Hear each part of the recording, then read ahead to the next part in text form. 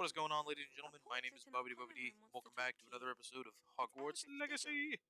Good news, bad news. The bad news is my microphone did not pick up any sound at all throughout the entire gameplay. The good news is I did manage to get some game sound. So this will be a quick recap of what happened in the video instead of an actual episode. But yeah, sorry about that. It's our technical difficulty, and yeah, let's get into the video. So starting off, a wizard lady, no idea who it was, commented that we had to go to a talking painting that was in our common room for some reason, and they wanted to have a tea and crumpet chat.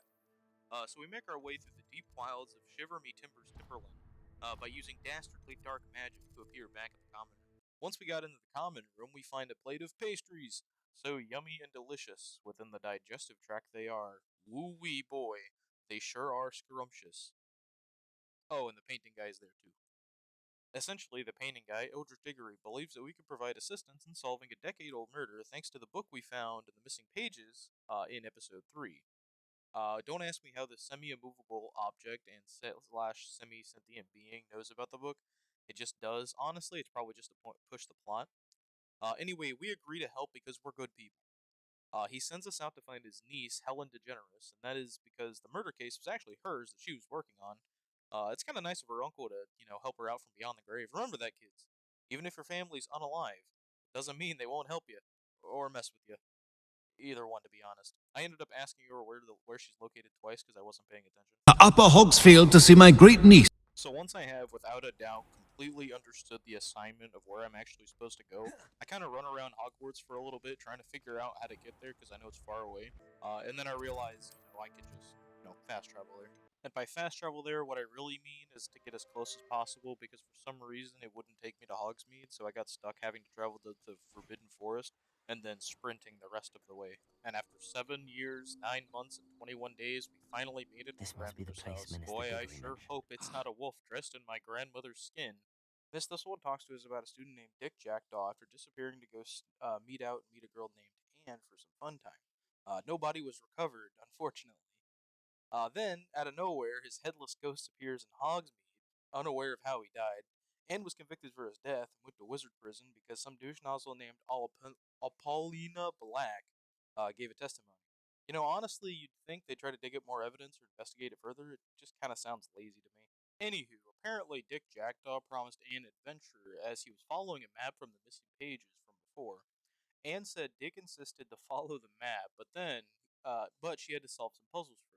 Honestly, that's kind of messed up. You ask a girl to, go out with you, for an adventure, and then you up and die, leaving her convicted with your murder. Honestly, I would have given her some chocolates, but, hey, you do you, I guess. So Miss Thistlewood, is convinced that we should go talk to Anne to get more information, since we're connected to the books and pages, and she proceeds to take us to jail. So once we arrived in the Louisiana State Penitentiary, we were actually assaulted by flying ring wraiths. I thought it was kind of weird since it seemed like they were in the wrong, franchise, but it's whatever. Miss Thistlewood, being bright as ever, she conjured a magic rabbit, and then they all fled like weak, knobby-kneed cowards. I mean, come on, it's just a snowy white rabbit. Oh, wait a minute. So we make it to Anne's cell, and she's looking a little worse for wear. She looks kind of confused about who's talking to her, and she thinks it's death that's finally come for her. Honestly, I'm not going to oblige and go anywhere near her. She kind of looks messed up as it is. And then she starts rhyming for some reason, talking about caves in Upper Hoggyfield and some vault within ruins. Honestly, I hate riddles. I didn't really understand a word she was saying. But then Anne beckons Helen to come get closer, and she gives her the good old 1-2 knockout. This is a serious lapse of judgment for Miss Thistlewood, because, I mean, look at that face. That is not the face of a person who's calm and reasonable. We teleported back to Helen's house, and instead of helping her, she insists we go and find the vault, and by proxy, Dick Blowback's body. Also, she teleported away before we could help. After collecting loot, taxes, from Helen's house, we proceeded to a couple meters away where the entrance of the vault lied. Honestly, it wasn't too hard to find. We just had to sneak past a couple of totally tamed wolves. I'm not invisible because I'm scared. I'm invisible because I don't want slobber on my clothes. We made it into the cave, and we found a bit of loot and solved a puzzle, which led us to the map that we've been hearing about, and we even found a love letter to Anne. Aww, how cute. So as we head out of the cave, we're stopped by the not-so-headless Dick Grayson. I mean, come on. How hard would it be for them to make him headless? They keep referring to him as supposed to be headless, and I want to see a headless ghost. Damn it! Also, they keep claiming. Richard claims that he thought Anne had written him off, and like they hadn't seen each other when they were supposed to go out, and he wants to talk to Helen, the Auror, to see how he can help. Did they not take his word on anything? Like nothing at all? Like I know he can't remember how he died, but like he can still say that she wasn't there. Like I think the like when he reappeared, I have a feeling that her being in Azkaban is just shoddy policemanship. That's just me, but that's kind of what I'm picking up. He also tells us to piss off to the Forbidden Forest and that he'll show us where to find the missing pages. There was no fast travel place close to that particular spot in the Forbidden Forest, so we ended up having to travel by foot the entire way, just straight out, just sprinting the whole time. After solving a quick puzzle by speaking Italian to a bird bath, a portal opened. However, at that exact moment, some goblins came by, spreading the good word about violence and how it was the best solution.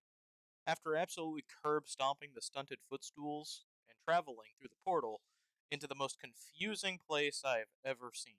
Seriously, I mean, with time you start to understand it, but it's really just a large cave system, and the end goal is to build a bridge that'll take you into the main vault, and you have to solve a bunch of puzzles in order to like activate different parts of the bridge. It's a really cool design. However, honestly, I had a lot of trouble with it because of the arachnid ass wipes that came out of every orifice of the cave. I mean, seriously, I hated this level because of those fucking assholes. After equipping the freshest of drip, we proceed to beat the ever-loving shit out of the mother of the eight-legged freaks, and finally managed to get into the bridge and into the main vault chamber. We even found Richard Outback's body fit with a decapitated head. I do want to point out that there are two swords in his neck, severing his head, and that all the statues have weapons on their hands, and they don't summon weapons when they fight them, so they should be weaponless. Speaking of fighting, we fight the penis sentries, and the boss is named Penis Protectors. Huh, they must play League of Legends. After beating the Guardians, we made it to the water hallway. Almost drowned, but thanks to ball magic didn't, and survived to make it into the main chamber, where we found a picture of Professor Rackham, the guy from before. Grateful that somebody found the main area, and that he's been waiting for years to give all of his ancient magic, knowledge to somebody, and then proceeds to tell us nothing until we return to that area with a book. Afterward, we head out of the main room, run up some stairs, and found ourselves back in Hogwarts. I figured after a rough day with quote unquote headless ghosts, spiders, wolves, talking paintings, goblins, and adventure, I figured what I needed was a relaxing day at the castle. I participated in a flying class, and I even bought myself a broom where I could look out over the castle. Man, this game really is just beautiful. Like, look at that view. But I hope you enjoyed this rather unorthodox video. If you did, leave a like, comment, subscribe down below. I'm working on episode 5 right now, and it should be up by the end of the week, and I promise it won't be a bedazzled mess. Thank you. I'll see you in the next one.